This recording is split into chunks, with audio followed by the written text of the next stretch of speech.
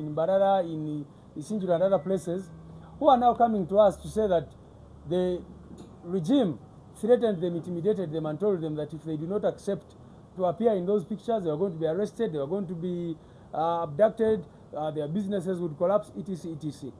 So that is how the regime has been operating, trying to buy out those through coercion. Now, the other thing they are trying to do is to denominate our candidates. And so far, they have denominated 4 candidates. They denominated Mase Abed-Chan, Rebecca from Nebi, claiming she did not have enough signatures. A member of parliament requires only 10 signatures, and they said she did not raise the 10 signatures. They denominated our youth candidate for northern Uganda called Ernest Ayen. Again, for him they claimed that he did not have, that he was not of age, he was not within the age requirement, even when he had documents from NIRA and others. They went ahead and denominated Ongelek Charles, our candidate from Bukedea, Kachumbara County. And they claimed, again, that he did not have enough signatures. So this morning, they have gone for the Honorable Walukagga, who is here with us today. We condemn this in the strongest terms possible, and we want to say that this is not just about NUP. Every citizen of Uganda should be concerned about the criminality, the illegality, the unconstitutionality of whatever this regime has turned into. Byabakama and his people are clearly breaking the law. They are turning themselves into the judge, prosecutor in these matters, and even the executor in these matters. Because the Electoral Commission is not mandated under the law to determine qualifications. Its role, once documents are brought before the Electoral Commission and they are authentic, the Electoral Commission can now not go into whether they are equivalent. It is not the entity charged with equating academic qualifications. There is a National Council for Education. Let me tell you this, because some people may think that the NUP did not do due diligence. We did all the due diligence before we nominated our candidates. And we made sure that they had the requisite academic qualifications. The Honorable Matthias Walukagga, here are the documents he submitted for his nomination. The first one is this certificate of mature age / aptitude test, issued by Islamic University in Uganda. Now, after that, he went to the National Council for Higher Education and obtained a certificate of equivalence. Now, the National Council for Higher Education is the entity charged with equating academic qualifications. It clearly says that I certify that Walukagga Matthias, who was born on this date, has certified the National Council for Higher Education in consultation with UNEB that he has completed formal education of advanced level standard or its equivalence.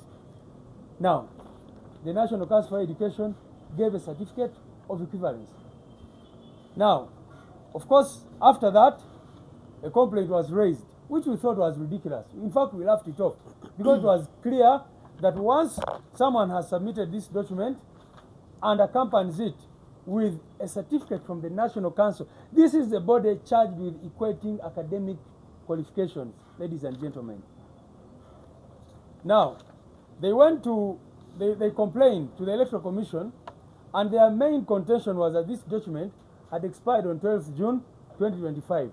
The certificate which he obtained, the certificate of mature age, which he obtained from Islamic University in Uganda. Islamic University in Uganda wrote a letter on the 11th of November. It is here.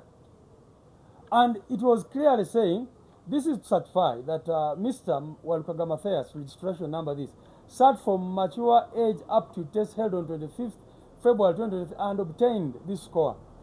And very, very importantly, the university said that the mature age certificate expires after 2 years if the candidate has not used it to enroll for further studies.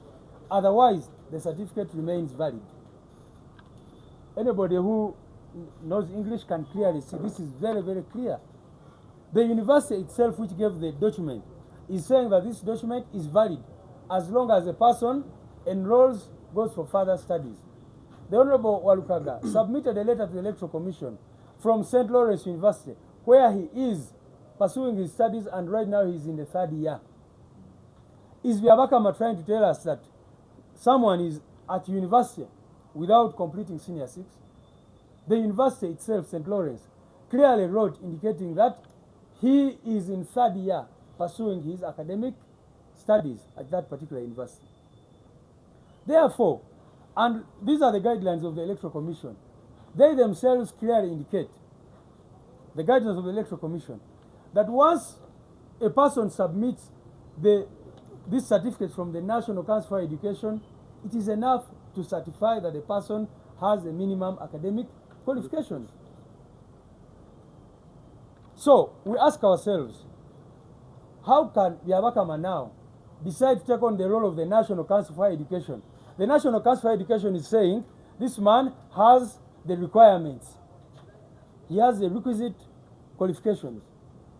Byabakama is saying, no, you do not have those qualifications. Of course, all of you know that there is a hand behind all this. It is clear. This is not the law we are discussing here. It's politics at play. The regime, like I said, has invested massively and launched an attack on our candidates.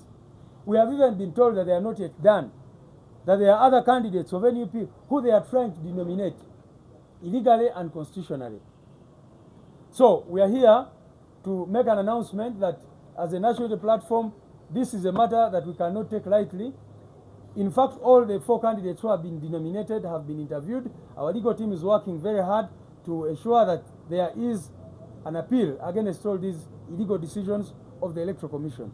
You have been seeing, we've been telling them, first of all, you are journalists here, you imagine that the returning officer is part of the Electoral Commission. The returning officer has nominated a candidate. Then the Electoral Commission, in our view, should be thanked as official at that point. The matters should go to court. But what Byabakama and his team are saying now is that even on the last day before polling, that they can denominate a candidate. That's what they are saying. That right now, as things stand, you can get nominated, get fully nominated as a candidate, do your campaigns, complete the campaign process, and on the day before the voting, Byabakama will write you to say, I have denominated you. What kind of nonsense is that? Does it make any sense to anybody? So, and it happened in the last election. You remember when Museveni realized that he was not going to withstand the pressure. We had a very popular youth candidate for Uganda, for Central Region. That man was denominated a day before the elections. They wrote him a day before the elections and told him, you are no longer a candidate. And again, they claimed that 2 of the people who had nominated him had done so illegally, or they had withdrawn their consent to nominate him. You are members of the press. Ask yourselves, you've been seeing all these denominations taking place. How come no single NRM candidate has been denominated? How come? It's either NUP candidates or independent candidates where NRM has strong interests, where they want their candidates to run unopposed. Someone may ask, and you've seen different complaints that, apparently they are resolving, and they make all these blanket statements. I can even predict that maybe if that charlatan in Nakawa had not complained against the NRM candidate, because you know the Nakawa situation where they were saying that they put the wrong constituency. Maybe what that man did, which saved our candidates, was that when they made a complaint, the complaint also was targeting the NRM candidate. And the Electoral Commission realized that now there was no way they were going to disqualify the NRM candidate and others. So they dismissed that complaint. But you have seen every other day they are denominating candidates. You've not seen any NRM candidate being denominated. Finally, on this point, all of you know someone called Emmanuel Rashande. Rashande took something called the UPDF certificate. UPDF was not in existence by the time, that issue, that certificate, it was in the 1980s apparently. But the certificate was reading UPDF. Everybody could see that this was a nonsensical document. But you know what the Electoral Commission said? They said that once the National Council had given him the certificate that they had no power, that they could not go on to inquire into the validity of that certificate. Am I clear on that? That's what the Electoral Commission said. They said that for them, they are not a body that goes on to inquire into the validity of documents. They said that they have to rely on the certificate from the National Council for Higher Education. And we're asking them, how come? If they did not have powers to look into the documents of Rwashande, when did they get the powers to look into the documents of Walukagga? Isn't it a clear case of witch hunt? So, ladies and gentlemen, our team, our legal team is going to court, to the High Court immediately, to lodge an appeal against this decision of the Electoral Commission. But I also must say that we're handling this issue legally and politically. And the party is going to sit very quickly.